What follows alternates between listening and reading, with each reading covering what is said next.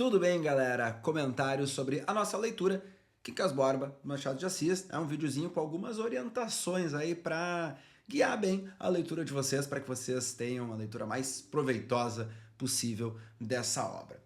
E eu quero começar com um comentário bem estrutural, que é esse livro, que é o segundo romance da chamada fase realista, ou fase madura da obra do Machado de Assis, vem 10 anos após Memórias Póstumas de Brás Cubas, ele é, pelo menos na estrutura, aquele que aparenta ser o mais tradicionalmente realista do Machado.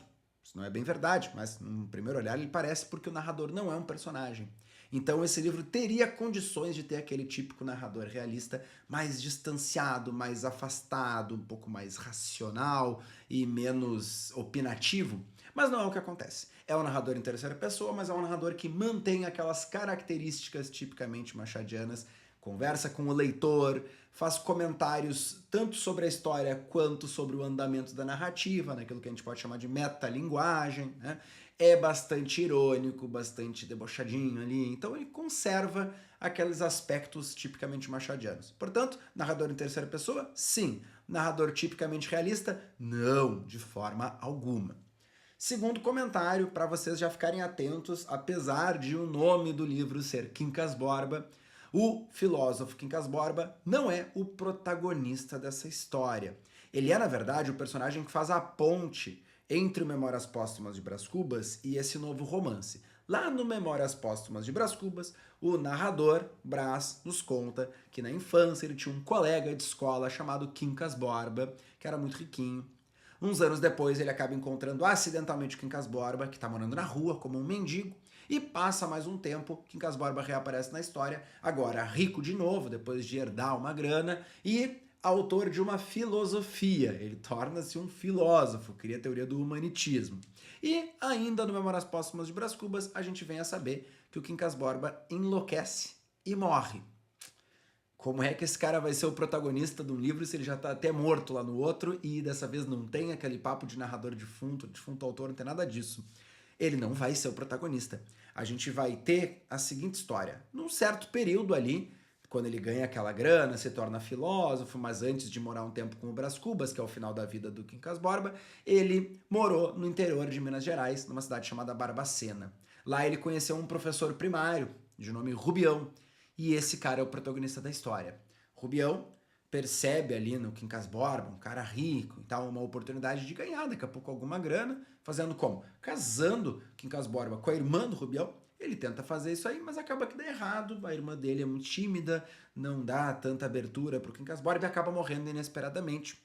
E aí ele vê a sua chance de ganhar sem querer algum dinheirinho ali e ir pro saco, né? Pensa ele, pelo menos. Mas o que ele faz? Continua próximo do Quincas Borba, torna-se amigo do cara, cuidador do Quincas Borba quando ele vai piorando um pouco de saúde e, eventualmente, passa a ser visto também pelo Quincas Borba como um discípulo da sua teoria do humanitismo.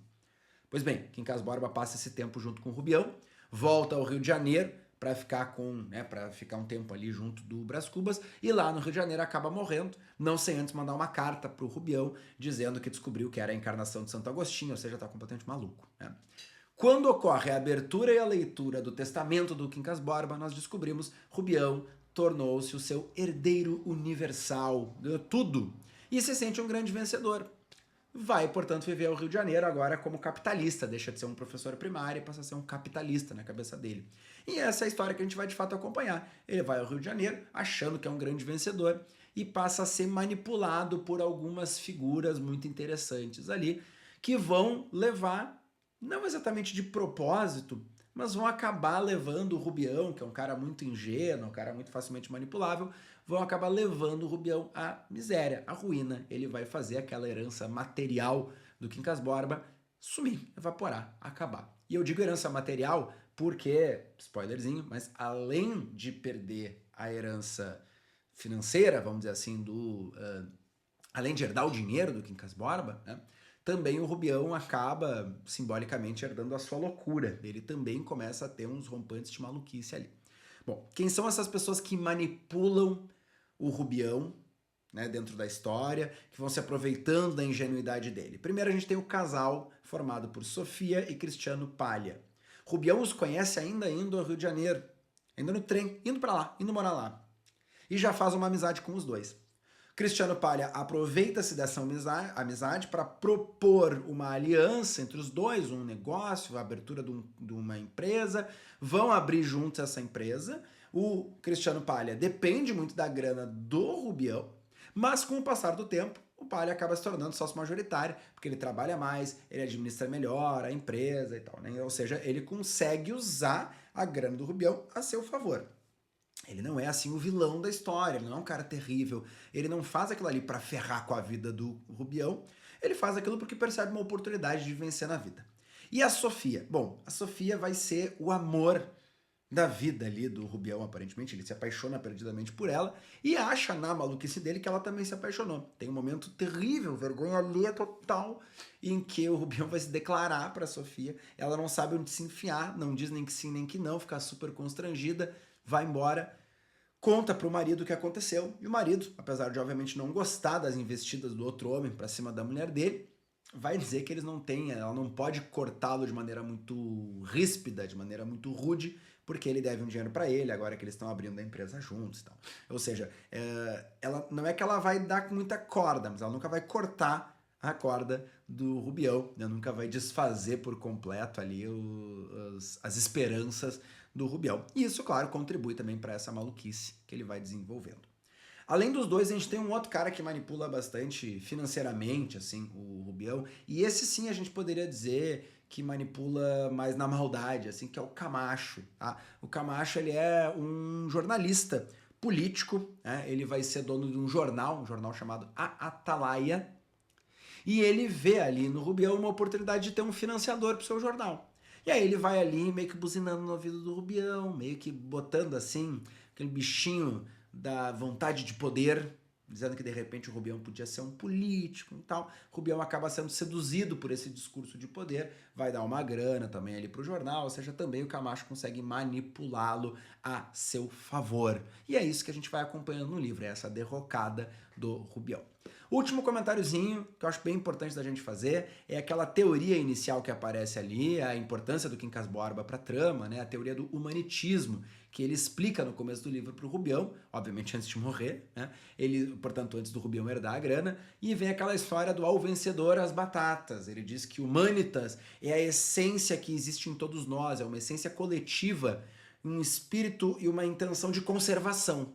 Então, quando duas pessoas entram num conflito para sobreviver, seja por alimento, seja por dinheiro, aquele que sobrevive, na verdade, é a sobrevivência de humanitas, é a conservação da nossa essência. Não importa quando tem um conflito entre dois grupos, qual deles sobrevive, importa é a sobrevivência para a conservação. E aí ele explica naquela história das duas tribos que se alimentam de batatas, o alimento estava muito escasso, se elas não entrassem numa guerra para apenas uma sobreviver, porque daí essa que sobreviveria conseguiria se alimentar do que havia ainda de batatas, atravessaria a montanha e acharia um vasto campo de batatas onde se alimentaria. Se não fosse esse conflito, se elas entrassem num acordo de paz, nenhuma das duas tribos teria condições de se alimentar o suficiente, todos morreriam. Então, a destruição seria provocada pela paz.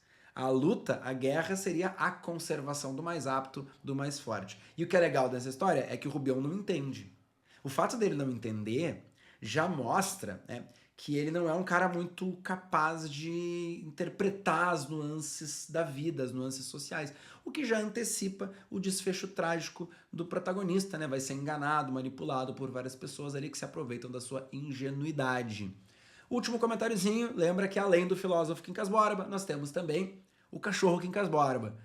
Qual dos dois, né? O cachorro do próprio filósofo chama também Quincas Borba e vem junto com a herança, né? O Rubião tem que cuidar dele até o fim da história, ele vai acompanhar o nosso protagonista até o fim. Qual dos dois dá título ao livro? O narrador aborda essa questão. Se ele responde que é um, que é outro, aí vocês vão descobrir na leitura. Mas saibam que o narrador comenta isso de um jeito tipicamente machadiano, né? Mas ele vai comentar isso também. Feito, valeu gente, beijos, tchau, tchau.